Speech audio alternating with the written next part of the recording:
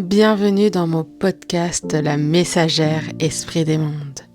Je suis Alison, médium et praticienne énergétique et avant tout une femme qui traverse les tempêtes de la vie et qui voit son chemin s'éclaircir pas à travers ses prises de conscience et son travail intérieur. Ici, je partage mon vécu, mes transformations, mais aussi des clés et des points de vue pour t'aider à avancer, pour que tu puisses toi aussi te relever, grandir et marcher vers ta lumière. Alors installe-toi, respire et je te souhaite un bon voyage. Bonjour belle âme et bienvenue dans mon épisode 2. Si tu n'as pas encore écouté mon épisode 1, tu le retrouves sur ma chaîne. Aujourd'hui, je souhaite parler d'une blessure que beaucoup portent en silence. Le rejet, l'humiliation, l'abandon. Car ces trois-là sont souvent liés. Ils se nourrissent les uns des autres, ils se renforcent et moi, je les ai connus très tôt, en tout cas pour ma part. Je n'ai jamais eu beaucoup d'amis. Pour être acceptée, pour essayer d'entrer dans une bande de copines, il fallait que je m'efface. Que je dise oui quand je voulais dire non, que je me fonde dans la masse, que je devienne quelqu'un d'autre pour avoir le droit d'appartenir. On se moquait de mon poids en permanence et je l'ai évoqué dans mon épisode 1. J'étais une petite fille ronde et ça, les autres enfants ne me l'ont pas fait épargner en tout cas. Et ce rejet-là, cette humiliation du corps, elle s'est accentuée avec le temps. Parce qu'être seule, rejetée, humiliée et abandonnée, c'était mon quotidien quelque part. Alors pour combler ce vide immense, je mangeais. Je mangeais par tristesse, par colère, parfois même dans la joie. Je mangeais littéralement mes émotions. Parce que la nourriture était devenue mon seul réconfort, ma seule façon de combler ce vide. Je mangeais jusqu'à la dernière bouchée. Cette saturation du corps que je ressentais, jusqu'à ce que mon ventre soit plein, jusqu'à ce que je ne puisse plus. Et là, c'est la descente aux enfers, la culpabilité qui arrive. Pourquoi j'ai mangé autant? Je vais encore grossir, tu fais pitié, etc., etc. Ces mots-là, je me les disais à moi-même. Personne n'avait besoin de me blesser encore une fois. Je le faisais très bien, toute seule, à ce moment-là. Ce n'était pas fréquent au début, cette boulimie, parce que c'est ce mot-là, la boulimie, manger. Je le faisais peut-être 2 fois par mois. Et puis ça a évolué vers quelque chose de plus sombre. Ce qu'on va appeler la boulimie vomitive. Mon corps saturait de la même façon que la boulimie non vomitive. Et moi, j'allais justement à ce moment-là me faire vomir. Et pendant presque 24 heures, je ne mangeais plus rien. Parce que mon corps souffrait trop. J'en ai parlé un soir à mes parents et j'avais 26 ans à l'époque. Et l'incompréhension était là. Le soutien, très mince encore une fois. Et puis un jour, j'ai dit stop. Je ne peux plus et je ne veux plus continuer comme ça, à détruire ma santé. Aujourd'hui, j'ai réussi à sortir de tout ceci, en travaillant sur mes blessures, en prenant de la hauteur. Ces vieux démons ressurgissent parfois encore, je ne vais pas te mentir. Mais aujourd'hui, j'ai le pouvoir entre mes mains. Et je me dis avec cette petite voix bienveillante dans ma tête, regarde ce que tu fais. Il y a cette alarme qui me dit, attention, mets tout dans l'amour, dans la bienveillance. Et c'est à ce moment-là que j'apaise mon système nerveux avec de la douceur, des mots d'amour envers moi-même, de la compréhension de moi-même. Je me bénis d'amour chaque jour aujourd'hui, parce que mon corps et mon âme n'ont rien demandé. Ils ont juste subi. Et aujourd'hui, je suis là pour transmuter tout ça. Et si toi qui m'écoutes, tu traverses ça en ce moment, je veux juste te dire, tu es incroyablement fort, forte. Ne reste pas seul avec ça. Fais-toi accompagner si tu en ressens le besoin et si c'est juste pour toi. Tu mérites d'être chéri, oui, par les autres, parce que tu mérites l'amour pur, la bienveillance, mais surtout envers toi-même. Chéris-toi. Ton corps et ton âme méritent ton amour, pas ta punition. Toutes ces expériences, le rejet principalement, elle a installé des croyances profondes en moi. Des croyances que je n'avais pas choisies, mais que j'avais intégrées comme des vérités absolues. Je ne suis pas assez bien, je dois toujours faire plus, je dois m'effacer pour être acceptée. Alors j'ai joué plusieurs rôles merveilleusement bien. La copine qui fait rire, parce que si les gens riaient, ils ne me rejetaient pas.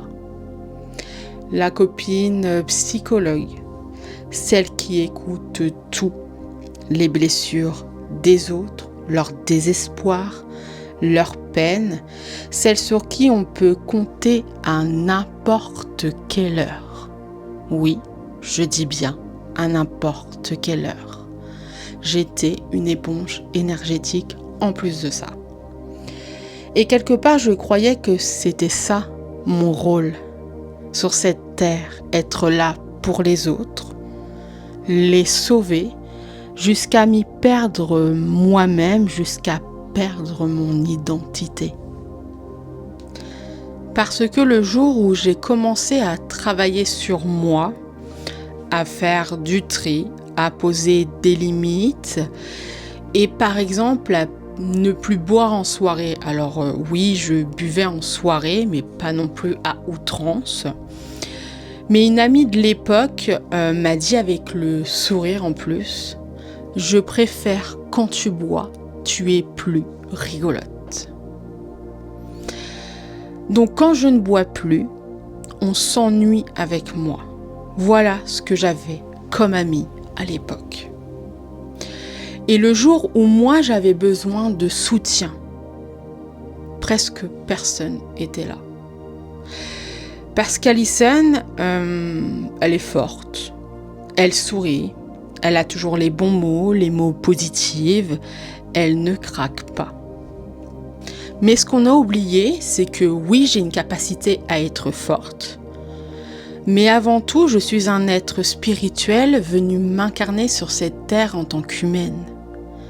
Et que, en tant qu'humaine, oui, je craque. Oui, j'ai ce trop-plein. Et oui, j'ai besoin d'une épaule bienveillante qui m'écoute aussi. Sauf que quand j'essayais d'en parler, ce n'était pas toujours reçu comme je l'espérais. Certaines personnes, le percevaient, mais sans creuser, sans vraiment vouloir savoir. Et quand je commençais à m'ouvrir, très vite la conversation revenait sur l'autre. Moi j'ai vécu ça, moi je ressens ça. Vu que je ne posais pas de limites. Et moi, du coup, je me refermais, encore une fois. Le rejet ne s'est pas arrêté aux portes de l'école et au cercle amical. il m'a suivi dans mes relations amoureuses aussi. J'ai aimé profondément et j'ai été profondément piétinée. Un amour vécu en cachette parce que lui avait honte et moi je laissais faire par peur de perdre, par peur d'être abandonnée encore une fois. Quand on n'a pas reçu assez d'amour, on accepte les miettes. On se dit que c'est mieux que rien.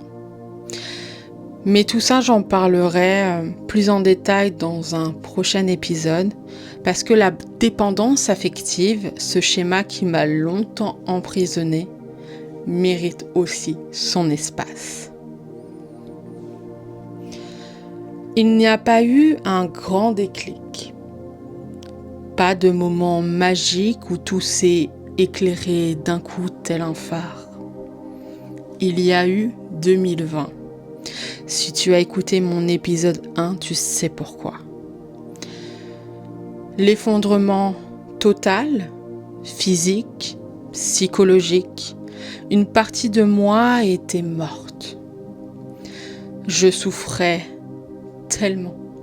Les crises d'angoisse s'enchaînaient. Et c'est là, dans ce gouffre, que quelque chose a commencé à se mettre en mouvement, tel un phénix. J'ai vécu plusieurs nuits noires de l'âme. Pour ceux qui ne connaissent pas ce terme, la nuit noire de l'âme, ce n'est pas juste une mauvaise période. Ce n'est pas un simple coup de blues, c'est un effondrement intérieur profond. Un moment où tout ce en quoi tu croyais s'écroule, où tu ne sais plus qui tu es, où tu vas, pourquoi tu es là. C'est une obscurité totale à l'intérieur de soi, sans repère, sans lumière visible, comme si ton âme traversait sa propre mort avant de pouvoir renaître. C'est douloureux, vraiment, c'est déstabilisant, mais c'est souvent là, dans ce gouffre, que les plus grandes transformations commencent. Et la preuve, je suis encore là aujourd'hui. Ce chemin, je ne l'appellerai pas guérison. Parce que la guérison complète, dans ma vision, ça n'existe pas. C'est un travail perpétuel, un travail de toute une vie.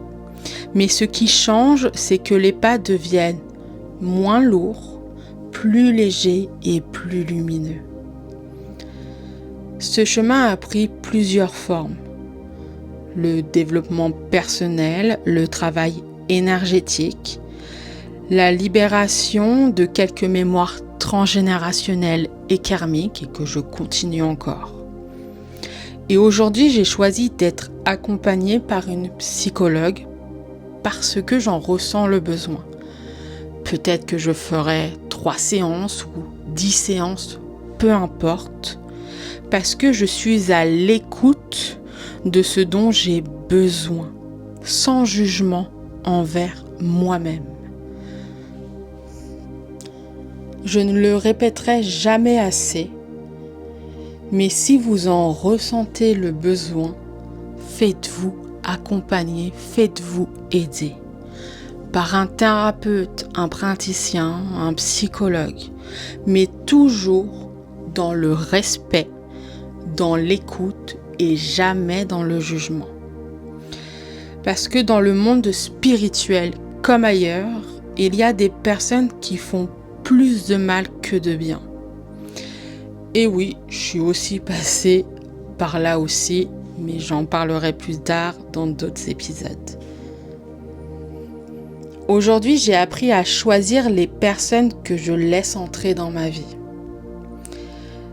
J'observe simplement leur écoute, leur bienveillance et surtout comment ils traitent les autres. Parce que ça en dit long sur la personne, sur qui elle est vraiment. Et j'écoute aussi mon intuition. Alors oui, parfois mes blessures ressurgissent encore, mais j'apprends à désarmer cette voix. À me dire que chaque chemin emprunté apporte toujours quelque chose à apprendre ou à travailler sur soi. Parce que nous sommes tous des miroirs les uns pour les autres. Et si aujourd'hui je devais résumer ce que le rejet m'a appris en 2 mots seulement, ça serait la résilience et l'amour de soi. Et pour ta part, quels seraient tes 2 mots seulement pour exprimer le rejet, ce que cela t'a appris? N'hésite pas à les mettre en commentaire. Parce qu'au bout du chemin, c'est toujours à soi qu'on revient. Les autres peuvent t'accompagner, mais la véritable transcendance, elle vient de toi et seulement de toi. Alors si tu m'écoutes en ce moment et que tu te reconnais dans ce que je viens de te partager, je veux te dire quelque chose. Ce que tu traverses, le rejet, l'humiliation, cette sensation de ne jamais être assez bien, ça fait partie du chemin. Même si tu n'en as pas encore conscience, même si tu es en plein dedans et que tu ne vois pas le bout, la lumière. Tout ça t'amène vers une transformation, comme un dépoussiérage de ton âme. Tu es fort, forte, tu es capable de renaître, même dans la tempête, même quand tout s'effondre et même quand tu ne crois plus en toi. Comme je l'ai dit plus haut, fais-toi accompagner si tu en ressens le besoin, dans la bienveillance, dans l'écoute de toi et des autres. Tu n'as pas à porter ça seul. Tu es capable d'avancer, de relever la tête, de dégommer ce mur qui est devant toi. Parce qu'à l'intérieur de toi, tu es l'univers, tu es la source, tu es Dieu. Ne l'oublie pas. Et je pense que cette phrase-là, elle va se suivre dans plusieurs de mes épisodes. Écoute-la bien. Tu es une putain de queen. Je veux te l'entendre dire maintenant. Tu es une putain de queen. N'oublie jamais ça. L'épisode touche à sa fin. Merci d'avoir été là, de m'avoir écouté et de m'avoir fait confiance avec ce que je viens de te partager. Ce n'est pas toujours facile de mettre des mots sur des blessures aussi profondes. Mais si ces mots ont résonné avec toi, si tu t'es reconnu dans une seule phrase peut-être, dans un seul moment, alors ce podcast a déjà son sens.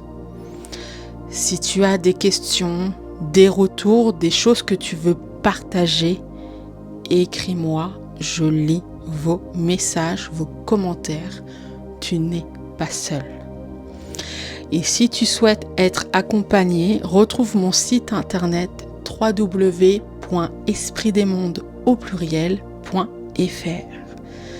Dans le prochain épisode, on parlera de la dépendance affective, de ces relations où on aime tellement qu'on s'oublie, où la peur de perdre est plus forte que le respect de soi, un sujet que je connais bien et dont je te parlerai avec tout mon cœur comme d'habitude. Je suis Alicenne, la messagère d'Esprit des Mondes, médium et praticienne énergétique. Merci pour ton écoute. Je te dis à très bientôt pour un prochain épisode. N'hésite pas, si tu as aimé ce podcast, à aimer, commenter, à partager, à enregistrer. Ça m'aide énormément. prends soin de toi.